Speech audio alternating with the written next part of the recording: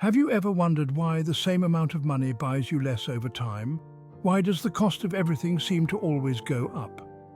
Well, this is a phenomenon known as inflation, a fundamental concept in economics. At its simplest, inflation is the rate at which the general level of prices for goods and services is rising. And subsequently, the purchasing power of currency is falling. Imagine this. You go to your favorite coffee shop and order your usual cup of joe. Last year, this cost you $2.50. This year, it's $3. That's inflation in action. It's the reason why your grandparents could buy a house for what seems like pocket change today. But now, the same house could cost you an arm and a leg. Inflation is everywhere, touching every aspect of our lives. It affects the price of your morning coffee, the cost of your weekly groceries, the value of your savings, and even the price of your dream home. It's constantly reshaping our economy, our financial decisions, and ultimately our lives. But why does inflation happen? It's a result of numerous factors, but the most prevalent one is supply and demand. When demand for goods and services increases faster than supply, prices go up. It's the simple law of economics.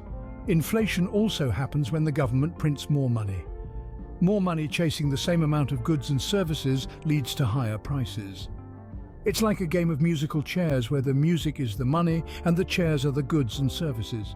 When the music speeds up, the scramble for the chairs becomes more intense and the price of each chair goes up. Inflation may sound like a villain in our economic story, but it's not all bad. It's a sign of a growing economy. However, like most things in life, too much of it can be harmful. Inflation, as you'll soon understand, is an inevitable part of our economic system. So buckle up as we delve deeper into the world of inflation, exploring its causes, effects, and how it shapes our world today. But what exactly is inflation, and why does it happen? Well, let's unravel this mystery together. Inflation, in the simplest terms, is an increase in the price you pay for goods and services. The tricky part is that it's not just about prices going up, rather, it's about the rate at which these prices increase over time. When you hear someone say inflation is at 2%, they mean that on average the price of goods and services has risen by 2% over the past year. Now, on to why it happens. There are two main causes of inflation: demand pull and cost push inflation. Let's start with demand pull. Imagine you're at an auction, and there's only one painting but multiple bidders. As the demand for the painting increases, so does its price. Similarly, in an economy, when demand for goods and services outpaces their supply, prices rise, causing demand-pull inflation. On the other hand, we have cost-push inflation. This occurs when the cost of producing goods or services goes up. For instance, if a natural disaster causes a shortage of raw materials, the cost of those materials will rise. Manufacturers, in turn, pass on these increased costs to consumers in the form of higher prices, leading to cost-push inflation. Inflation is not inherently bad. In fact, a moderate level of inflation is seen as a sign of a healthy economy. However, when inflation becomes too high or too unpredictable, it can create economic instability and uncertainty. So, in essence, inflation is the rate at which the general level of prices for goods and services is rising. It's a complex interplay of supply and demand, costs of production, and economic policy. But don't worry, we'll delve deeper into those aspects in the upcoming scenes. Stay tuned. Scene script. How do we measure inflation and why is it important? Let's dive straight into the heart of the matter. Inflation is most commonly measured using the Consumer Price Index, or CPI. Now, what is the CPI, you ask? In the simplest terms, the CPI is a tool that economists use to gauge the average change over time in prices paid by urban consumers for a market basket of goods and services. This basket contains various categories like food and beverages, housing, apparel, transportation, medical care, and others. Each month, data collectors from the Bureau of Labor Statistics visit thousands of retail stores, service establishments, rental units, and doctors' offices all over the United States to obtain information on the prices of the thousands of items used to track and measure inflation in the CPI. Now, let's move on to the why. Why is it so crucial to measure inflation accurately? Well, the answer to that lies in the role of inflation in our economy. Inflation impacts nearly every aspect of economic life, from consumer spending to business planning to setting government policy. On a microeconomic level, companies use inflation data to help set prices and plan for future costs. It also influences wage negotiations. For individuals, understanding inflation can guide personal financial decisions, such as when to save or spend. On a macroeconomic level, governments and central banks use inflation data to set economic policies. For example, a central bank might raise interest rates to keep inflation in check. Moreover, accurate inflation measurement is key to understanding the health of an economy. It helps us evaluate whether economic policies are working as intended and can act as an early warning system for potential economic problems. So, in essence, the CPI is not just a number, but a vital tool that helps guide decisions at every level of the economy. And that's why it's so important to get it right. Accurate measurement of inflation is crucial for both microeconomic and macroeconomic decision-making. Inflation affects you, me, and everyone else, but how? Let's dive into the ripple effects of inflation on different aspects of our lives. Firstly, inflation erodes the purchasing power of money. As prices rise, the same amount of cash can buy less. Imagine you could buy a loaf of bread for $1 last year, but this year, the same loaf costs $1.20. That's inflation at work, reducing the value of your hard-earned dollar. Next, let's talk about the cost of living. It's the total amount of money needed to maintain a certain standard of living, including basic expenses like food, housing, and healthcare. As inflation rises, so does the cost of living. If inflation outpaces wage growth, people may find it increasingly hard to afford basic necessities, let alone luxury items. What about economic growth? Moderate inflation can be a sign of a healthy economy, indicating increased consumer spending. However, if inflation rates skyrocket, it can stifle economic growth. High inflation can lead to uncertainty in the market, causing businesses to hold back on investments, which in turn slows down economic growth. Now, let's look at this from another angle. Inflation can actually benefit borrowers.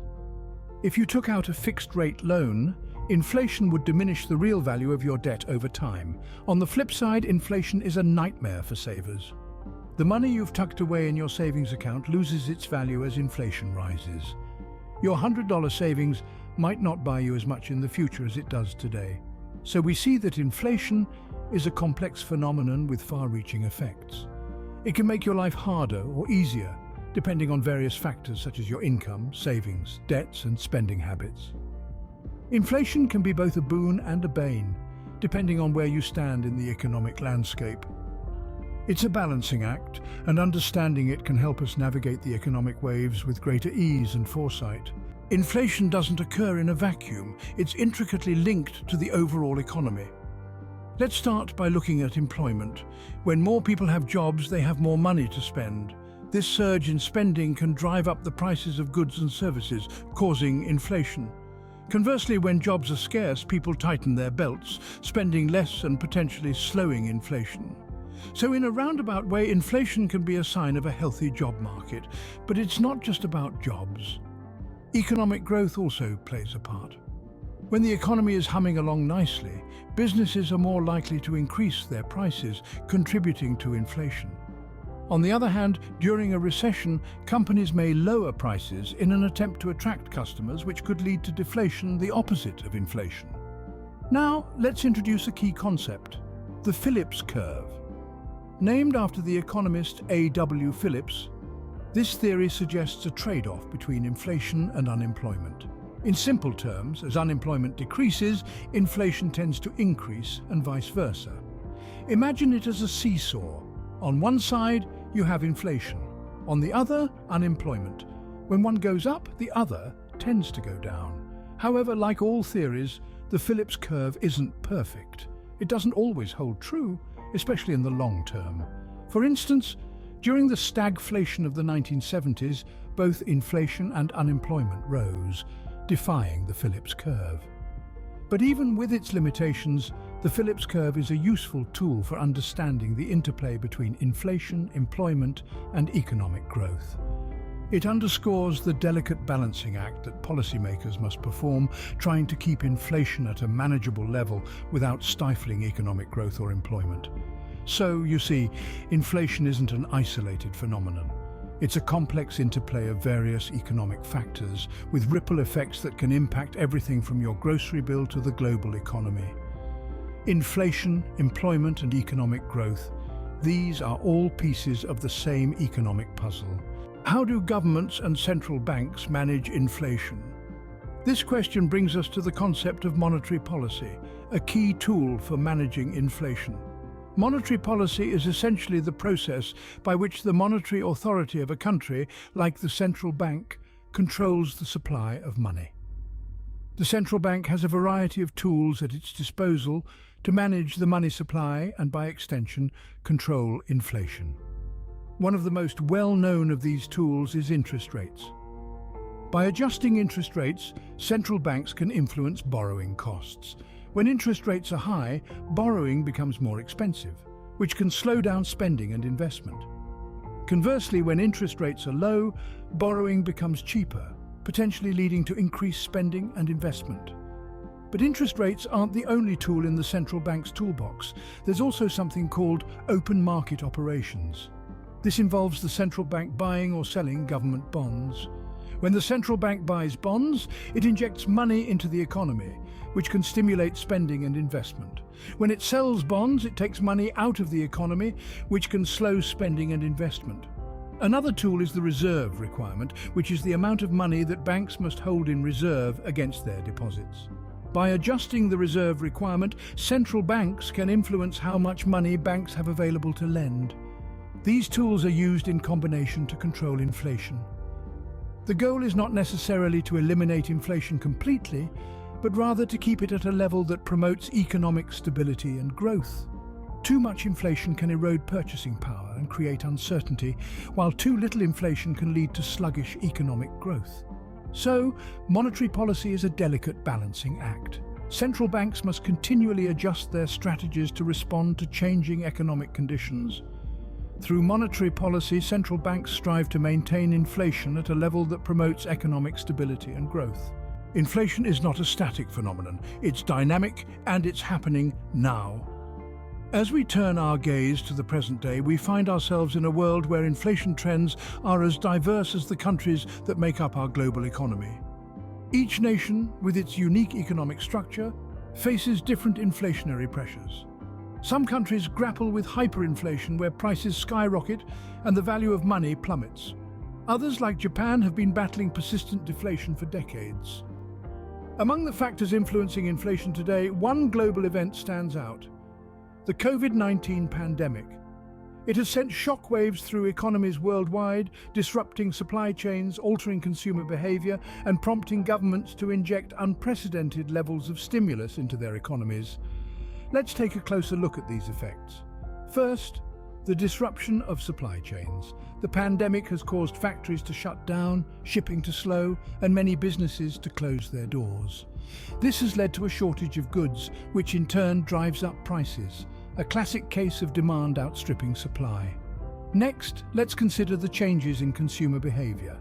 As people hunkered down at home, demand for certain goods skyrocketed, while demand for others plummeted. This uneven demand has led to price volatility, another contributor to inflation. Lastly, we have the government stimulus measures. In an effort to keep economies afloat, governments have been pumping money into the system. While this has been necessary to prevent economic collapse, it's also like pouring fuel on the inflationary fire. So, what does this all mean for us? Well, we're seeing higher prices for goods and services, from groceries to gas. Our money doesn't stretch as far as it used to, which impacts our purchasing power and our standard of living. Inflation is a constant economic companion, ever-changing and ever-present. Whether it's high or low, increasing or decreasing, inflation is always there, shaping our economic reality. And as we've seen, even global crises like the COVID-19 pandemic can have a profound effect on inflation. It's a testament to the interconnectedness of our world and the dynamism of our global economy. The future is uncertain, and so is the future of inflation. Inflation is a shapeshifter, constantly evolving and adapting to the economic landscape. As we look forward, we must contemplate potential future inflation scenarios based on current economic conditions and trends. Let's consider a world where economic growth continues at a steady pace, unemployment remains low, and consumer confidence stays high. In such a scenario, moderate inflation could be expected. This is because when the economy is running on all cylinders, businesses tend to increase prices as consumers are willing and able to pay more. On the flip side, let's imagine a world where economic growth slows, unemployment rises, and consumer confidence dips. In this scenario, we may see subdued inflation or even deflation as businesses lower prices in a bid to attract wary consumers. But what about the role of technology and globalization in influencing future inflation? Well, they're both double-edged swords. On one hand, advancements in technology can lead to increased productivity, which can put downward pressure on prices. On the other hand, technology can also create new products and services that consumers demand, potentially driving prices up. Similarly, globalization can have mixed effects on inflation. It can lower inflation by making it easier for businesses to source cheaper goods and services from around the world. But it can also increase inflation by boosting global demand for goods and services. The wild card in all of this is monetary policy. Central banks around the world have the power to influence inflation through their control over interest rates. If they see inflation getting too high or too low, they can adjust interest rates to try to steer inflation back to their target level. So, what's the bottom line? Well, predicting the future of inflation is like trying to predict the weather. There are many variables and factors at play, and even the most sophisticated models can't always get it right. The future of inflation, like the future itself, remains to be seen. Inflation is more than just rising prices. It's a complex economic phenomenon with far-reaching consequences. We've journeyed through the labyrinth of inflation, unraveled its mysteries, and explored its profound impact on our lives. Let's now take a step back and appreciate the bigger picture. Inflation, in essence, is the rate at which the general level of prices for goods and services is rising. It's a critical economic indicator providing us with a glimpse into the health and direction of our economy. It's like a thermometer gauging the economic temperature, allowing policymakers to adjust accordingly. We've discovered that inflation is a double-edged sword. On one side, moderate inflation is a sign of a healthy, growing economy. It encourages spending and investment, fueling economic activity. But on the flip side, high inflation can erode purchasing power, create uncertainty, and potentially lead to economic instability. We've also seen how inflation is intricately linked with monetary policy. Central banks around the world manipulate interest rates to control inflation, striving to keep it within an acceptable range. This delicate balancing act is crucial in maintaining economic stability. But why should we, as individuals, care about inflation? Well, it directly affects our personal finances. It influences our spending and saving behaviors, the returns on our investments, and the real value of our money. Understanding inflation can help us make more informed financial decisions, optimizing our financial health. It's important to remember that inflation isn't an isolated event. It's influenced by a myriad of factors, from government policies and global events to technological advancements and demographic shifts. It's a dynamic, ever-evolving phenomenon that reflects the complexities of our global economy. So, as we navigate the economic seas of life, let's keep an eye on the inflation compass. Let's understand its implications, anticipate its movements, and adapt our strategies accordingly, because, at the end of the day, knowledge is power. Understanding inflation helps us navigate the economic seas, guiding our decisions today for a better financial future. Inflation, it's a term we hear often, but now you know what it really means. Over the last 20 minutes, we've navigated the winding roads of inflation, exploring its many facets and intricacies. We've peeled back the layers of this economic conundrum, unraveling its mystery and delving into its measurement. We've seen how inflation affects us, our economy, and our monetary policy. We began our journey by examining the inflation conundrum, understanding how it's more than just a simple rise in prices. It's a complex interplay of factors that's woven into the fabric of our economy.